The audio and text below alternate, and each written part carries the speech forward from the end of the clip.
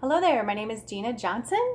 I am the oboe professor at Western Nebraska Community College. I also play in Cheyenne Symphony. I'm principal oboe there. I play in Fort Collins Symphony. I am also the associate principal. They have me on second oboe. They have me on English horn. I'm just kind of wherever they need me in Fort Collins Symphony. I also sub a lot in other orchestras, Boulder Philharmonic, Greeley Philharmonic, Larimer Chorale, over in Wyoming Symphony in Casper. Just in November, I was 2/3 of the way across the state of Wyoming. I drive a lot, but I play a lot in a lot of different orchestras as well. So you guys know, as everybody knows, that a lot of things were shut down this spring due to the coronavirus with the COVID-19. Western Nebraska did not get to perform, and we are very sad about that. It really, honestly, that's half the fun. Yes, rehearsals are fun, practicing is fun, but really, truly, one of my favorite things, and I would say most performers, the best thing about performing, despite all the nerves and all of the things that go along with it, going on stage and feeling like, oh, I really could use another rehearsal sometimes. That's a reality for a lot of us. But we do love to share our passions with the audience. And it's like a gift that we get to give to you. And we were not able to do that this year in a performing kind of setting. And that made us sad. We understand that you might have been sad not being able to come to some of our performances as well. So we're trying to solve a little bit of that by putting together something called Fine Arts Fridays. And every Friday at 7 p.m. we're going to have a little performance for you. So that hopefully we'll be able to bridge that gap just a little bit. So the piece that I'm going to be playing tonight for this evening's Fine Arts Friday is a piece by Benjamin Britten called Six Metamorphoses after Ovid. And it is a piece that I am very familiar with. At least 4 of the 6 metamorphoses I'm very familiar with. I've been practicing this since I was in high school. And one of the neat things about this particular piece is that most of the movements, I didn't check to see if it's all of them, but most of the movements do not have a measure, like a meter. So it's not like 4/4 or 6/8 or anything like that. Some of it's implied with the way that the music is kind of grouped together. And you'll hear some of them where they have a bit of a meter to them. But what that allows is for the performer to really dig deep into creating music and musicality and exploring our emotions and then learning how to convey those emotions to the audience. And that was what my particular oboe instructor in high school was trying to teach me when he brought me these pieces. And the funny thing is that I fell in love with them. They're kind of my go-to performing pieces. I just love performing these. They're a couple or 3 minutes a piece, and I truly love them. I actually use them in teaching today. In fact, actually, if any of my students are listening to this, you will be very familiar with these pieces, and you'll have a chance to hear me perform them instead of just in your lessons. So the 4 of the 6 movements that I will be performing, the first one is Pan.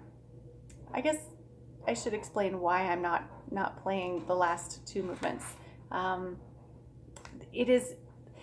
It's because there is so much musical nuance that computers and their sound governors and the gauges, it's a little bit lost in translation when we go from my bedroom, my very luxurious performing bedroom for you this evening, into the computer and out of your computer, and a lot of the subtlety is not going to come through. And those last 2 movements are so intricate that it really takes a live performance in order to really hear all of the nuance in them. So it's not that I don't think that I'm incapable as a performer. In fact, I've performed them several times. Sometimes I perform them just because they're hard and I make myself do hard things.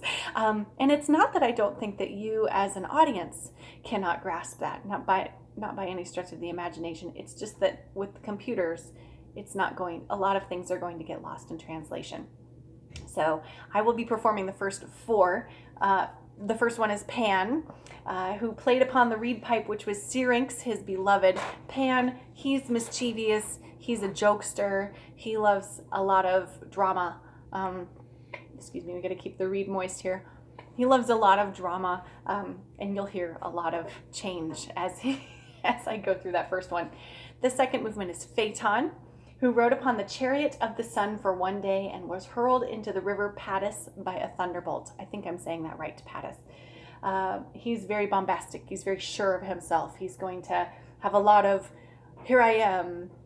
And that one's a really fun one to perform. Hard, but fun. It's really fun. The third movement is Niobe, incredibly pensive movement. Let me read this to you. Niobe, who lamenting the death of her 14 children, was turned into a mountain.